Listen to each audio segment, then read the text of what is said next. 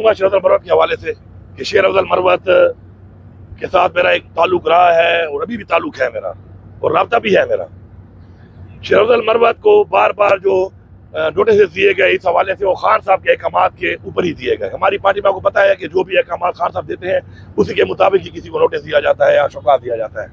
वो शेर अफजल मरवत से मैंने ऑन आप कई दफ़ा ये बोला कि यार ये हमारी पार्टी है, आप नए इसमें आए हो, हमारी पार्टी में एक तो हर तरह के लोग भी हैं, फिर दूसरी बात है कि हमारी पार्टी में बात तनकीद भी हो जाती है, हमारा सोशल मीडिया हमारे भी तनकीद कर लेता है, मेरे भी कई दफ़ा होती है। लेकिन तो मतलब ये नहीं है कि मैं उसको डिसऑन करना शुरू कर दूँ या मैं पैरेलल उनके खिलाफ कैंपेन शुरू कर दूँ या मैं ऐसे अल्फाज के बारे में शुरू कर दूँ, ये नहीं है। मैं देखूंगा कि उनका जो रोल है वो कितना अच्छा है, उसमें अगर मेरी ज़ात की कोई बात हो जाती है तो मुझे वो बर्दाश्त करनी पड़ेगी। एक बड़े मकसद में छोटे सी चीज़ों पे छोटी अनाएं खत्म करनी पड़ती हैं।